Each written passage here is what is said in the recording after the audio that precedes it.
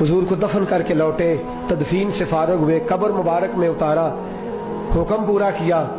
कहते हैं वापस आए तो जनाब अंस से सैयदा फातिमा कहने लगी, अंस तूने भी मेरे रसूल पे मिट्टी डाली है? अंस तेरी जरूरत हो गई थी?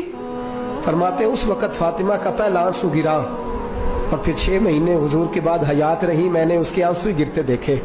लोग सो जाते, वो हुजूर के रोज़े पे जाके बैठ जाती।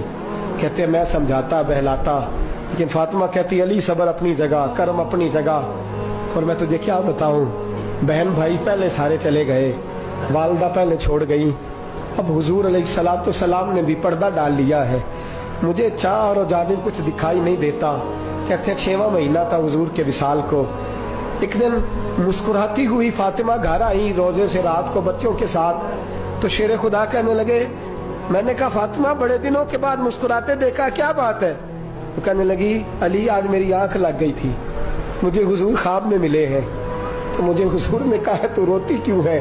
तो मैंने कहा महबूबा मेरा दिल नहीं लगता।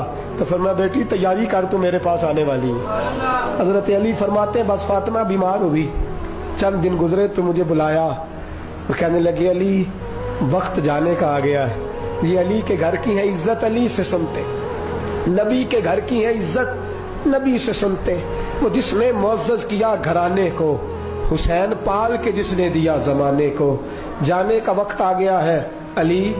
पहली बात तो यह है कि हुजूर की नवासी जनाबे उमामा से शादी कर लेना, वो हुजूर को बड़ी प्यारी है। और दूसरी बात यह है कि मेरे हसन हुसैन इनका खास ख्याल रखना। और तीसरे लफ्ज कहे तो हजरत अली तड़प के रोए, कहने लगी मैंने वक्त गुजारा है, आपकी हुकूक मेरी जिम्मेदारी थे, मैं इंसान थी भूल जाती थी, अगर मुझसे कहीं कोई कमी रह गई हो तो मुझे रज़ाए इलाही से दरगुजर करना, कहीं मैं हुजूर के सामने जाके शर्मिंदा ना हो जाऊं। शेर खुदा करम अल्लाह ताला वजहुल करीम फरमाते हैं मैंने हाथ थामा और मैंने कहा फातिमा अली का बड़ा मर्तबा था, पर जो तेरी निस्बत से कमाल था वो तेरा ही था। तू कैसी बात करती है, तूने तो हद कर दी, शहजादी हो के मेरे घर में खादिमों की तरह रही। हजरत फातिमा रज़ियल्लाहु ताला अन्हा का दूसरा हुक्म ये हुआ कि मुझे रात को दफनाया जाए। और फरमाया मेरे पहले मदीने में ऐसा नहीं होता था, ये हजरत फातिमा ने सबसे पहले कहा।